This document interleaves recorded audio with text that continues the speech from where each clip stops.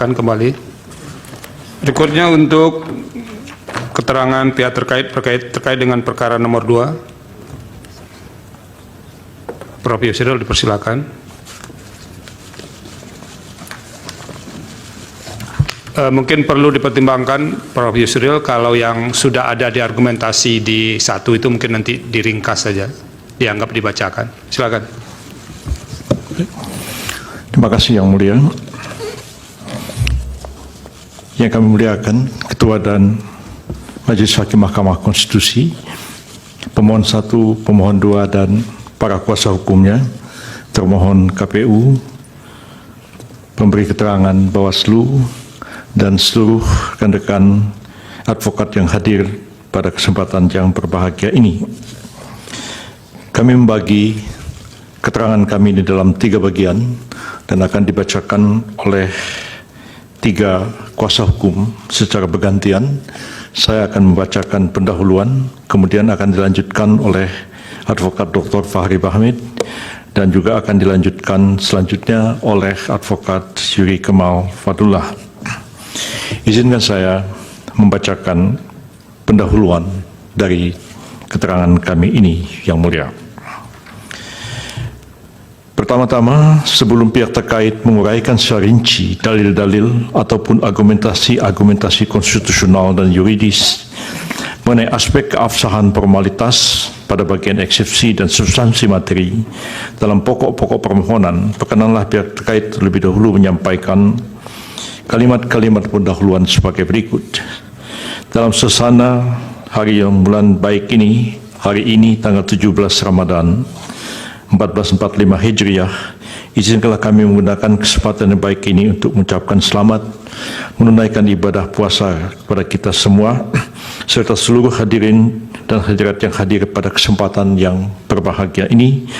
Semoga kita semua diberikan kesehatan, kedamaian, dan kesejahteraan.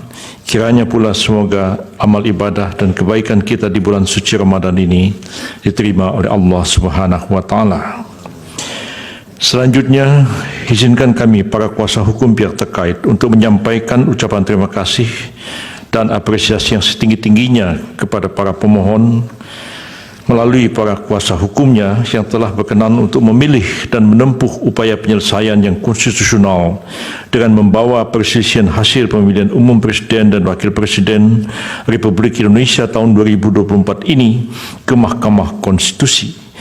Upaya penyelesaian perselisihan hasil pemilihan umum ke Mahkamah Konstitusi kami harapkan akan memberikan suatu keputusan akhir yang konstitusional sehubungan dengan keterpilihan Presiden dan Wakil Presiden Republik Indonesia periode 2024-2029. Sebagaimana kita maklum, penyelesaian dengan saluran hukum melalui Mahkamah Konstitusi ini merupakan mekanisme terbaik sebagaimana menjadi amanat konstitusi guna menyelesaikan perbedaan pendapat, bahkan perselisihan di antara pihak-pihak yang berkepentingan secara damai, adil, dan bermartabat sehubungan dengan hasil pemilihan umum Presiden dan Wakil Presiden.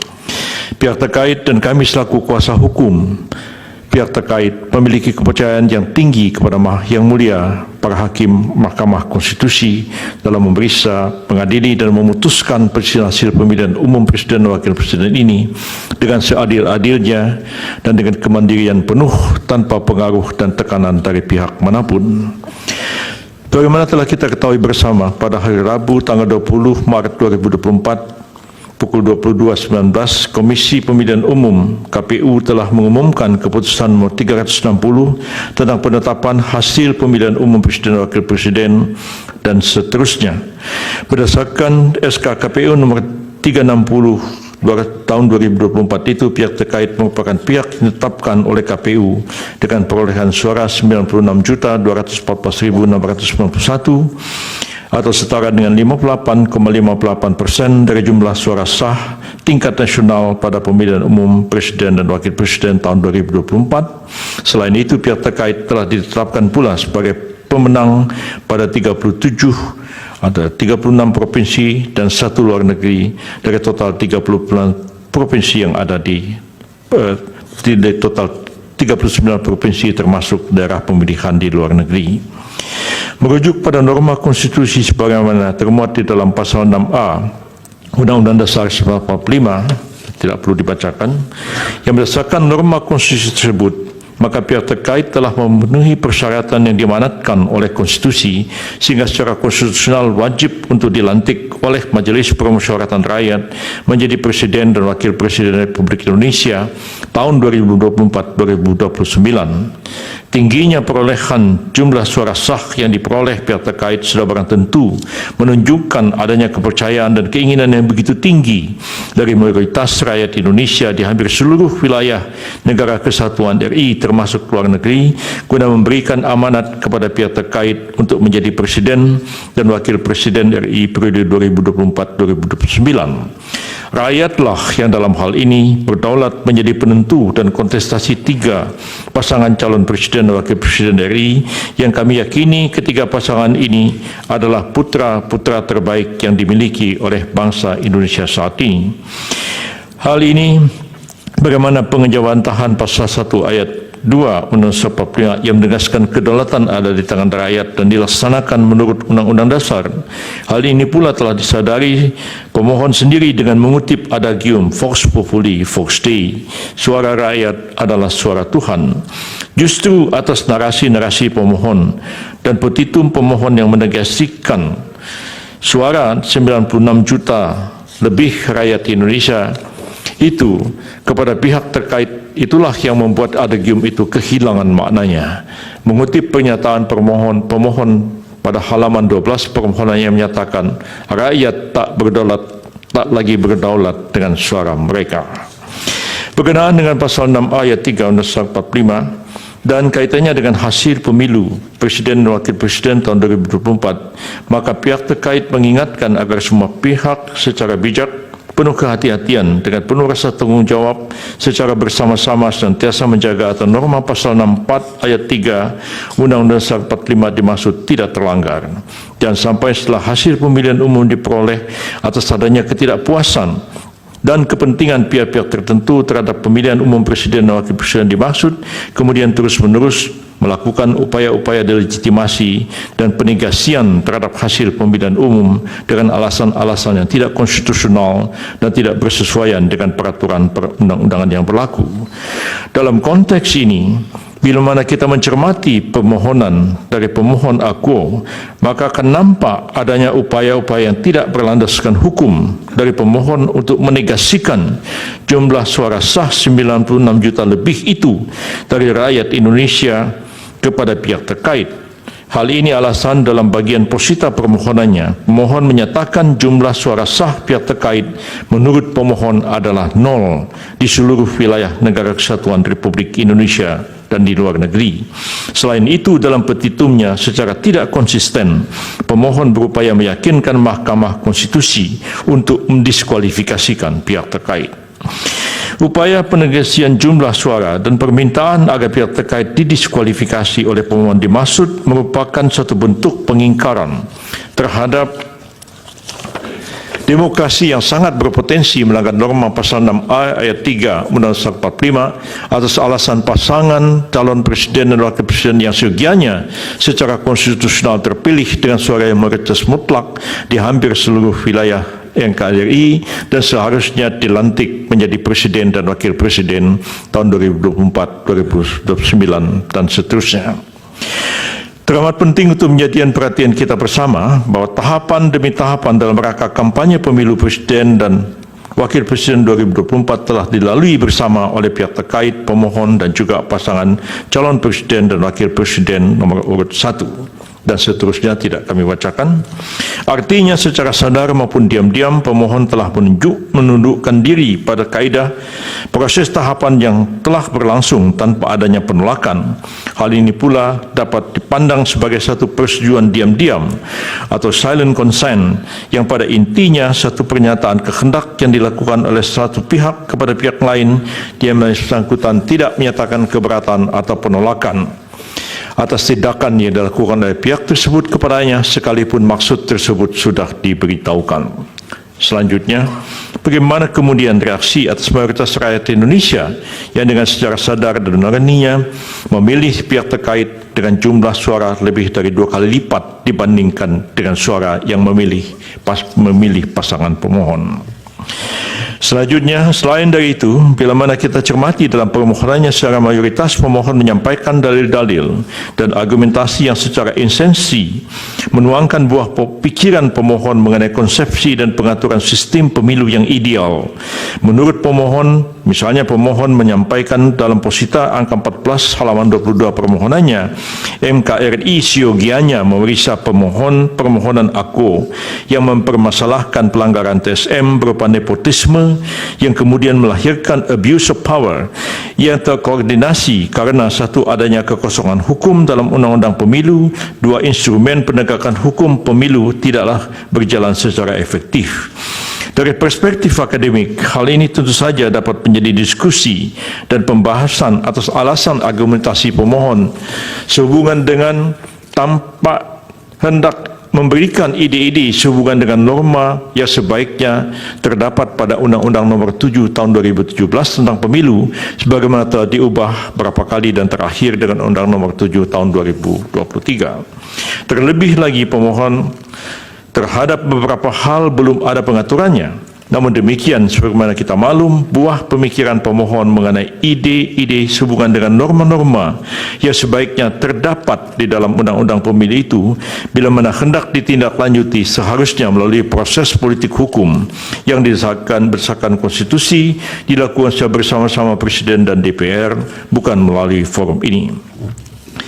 Menarik bila mana kemudian kita mengutip pernyataan pemohon dalam hal ini Profesor Dr. Mahfud MD pada 21 Maret 2024 yang kami kutip sebagai berikut. Oleh sebab itu, apa yang kami lakukan ke MK bukan mencari menang, tapi beyond elections. Maka masa depan bukan sekedar pemilu hari ini, tapi masa depan ratusan tahun yang akan datang, demokrasi kita harus sehat. Hal ini terang dan jelas menunjukkan bahwasanya permohonan Akuo disusun sebatas sebagai narasi dan buah pemikiran pemohon sebuah norma yang menurut pemohon baik untuk kemudian dituangkan dalam undang-undang pemilu maupun peraturan perundang-undangan yang relevan untuk masa yang akan datang. Namun faktanya narasi yang secara langsung dan gamblang menempatkan petitum di awal justru pada hakikatnya bertolak belakang dengan narasi yang dinarasikan oleh Profesor Mahfud tadi, yakni meminta pihak terkait didiskualifikasi dan kemudian dilakukan pemungutan suara ulang dengan pesertanya hanya pasangan nomor urut 1 dan pemohon. Artinya apabila ditafsirkan sejalan permintaan pemohon dan narasi Profesor Mahfud tersebut, maka sepatutnya apa yang disampaikan pemohon dalam permohonannya adalah untuk memberikan jalan kewenangan bagi pemohon itu sendiri dengan cara membuat narasi seakan koreksi terhadap kewenangan Mahkamah Konstitusi, namun sejatinya menukangi seakan-akan terjadi kevakuman atau kekosongan hukum untuk tujuan semata-mata kewenangannya sendiri dan seterusnya. Bila mana kemudian kita secara tertib dan komprehensif menelaah dalil pemohon yang berkenaan dengan narasi pelanggaran TSM dan berupa nepotisme dalam pencalonan Pak Gibran Rakabuming Raka dan program bantuan sosial Presiden Joko Widodo, maka akan nampak pula bahwasanya dalil pemohon itu hanya bersifat asumtif dan dianggap pula sebagai propaganda untuk melegitimasi keterpilihan pasangan calon presiden dan wakil presiden pihak terkait. Bagaimana kita maklum berkenaan dengan pencalonan Pak Gibran ini ialah penjelajahan hak setiap warga negara untuk sama-sama yang memiliki hak yang sama untuk maju dalam pemilihan-pemilihan yang dilaksanakan. Dan seterusnya kami tidak akan bacakan. Kemudian yang sedikit ada yang ingin kami singgung juga adalah mengenai satu statement yang juga disampaikan oleh Pak Mahfud dalam berbagai kesempatan. Kami juga menyatakan bahawa perlu kami ingatkan kembali bahwasanya Undang-Undang Nomor 7 Tahun 2017 tentang Pemilu dengan segala perubahannya telah mengatur dengan sangat jelas dan rinci berkenaan dengan eksistensi dan kewenangan badan-badan lembaga untuk menyelesaikan perselisihan yang berkaitan dengan pemilu. Lembaga-lembaga itu ada yang merupakan kekuasaan kehakiman yang dijalankan oleh Gakumdu, Pengadilan Tata Usaha Negara, Bawaslu, dan ujungnya adalah Mahkamah Konstitusi untuk menyelesaikan perselisihan pemilu. Dengan adanya pengaturan tentang pembagian kewenangan dan menangani sengketa proses pemilu melalui Bawaslu, PT UN, dan Mahkamah Agung dalam sengketa administratif dan sengketa hasil oleh Mahkamah Konstitusi sejak tahun 2017, maka tidaklah relevan Profesor Mahfud mengutip pendapat dalam tanda kutip Maha Guru HTN Profesor Yusril Iza Mahendra yang pernah mengatakan bahwa Mahkamah Konstitusi seyogianya tidak menjadi sekedar mahkamah kalkulator, tetapi mahkamah seharusnya berperan memeriksa pelaksanaan pemilu secara substantif sejak dari proses pelaksanaannya. Pendapat itu ada benarnya karena diucapkan pada tahun 2014, 3 tahun sebelum berlakunya Undang-Undang Nomor 7 Tahun 2017 tentang Pemilu yang membagi kewenangan kasus-kasus yang terjadi dalam penyelenggaraan pemilu sebagaimana diuraikan tadi. Sebab itu pendapat tersebut dapat dikategorikan seperti dikenal dalam ilmu fikih, yaitu qaul qadim, satu pendapat yang dimansuhkan, dibatalkan atau ditinggalkan, dengan qaul jadid atau pendapat baru karena norma-norma hukum yang mendasarinya juga telah berubah. Jadi tidak relevan mengutip pendapat 2014 untuk keadaan sekarang karena norma hukum positif sudah berubah. Tapi kalau mau dianggap yang ideal, suatu ketika Mahkamah Konstitusi boleh mengadili sampai kepada substansi penyelenggaraan pemilu, maka tentu tidak pada saat sekarang kita membahasnya, tapi mungkin dalam amandemen terhadap Undang-Undang 45 dan amandemen terhadap Undang-Undang Pemilu itu sendiri. Ini klarifikasi, mudah-mudahan dapat kita pahami bersama.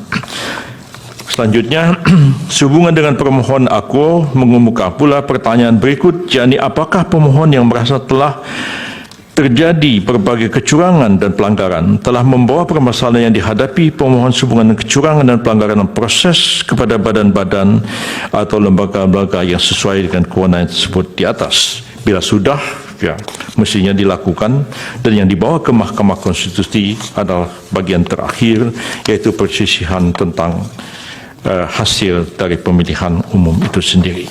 Saya kira itulah pokok-pokok pendahuluan yang dapat kami sampaikan, dan untuk selanjutnya lebih kepada substansi daripada keterangan pihak terkait dalam memberikan jawaban terhadap pokok-pokok permohonan pemohon.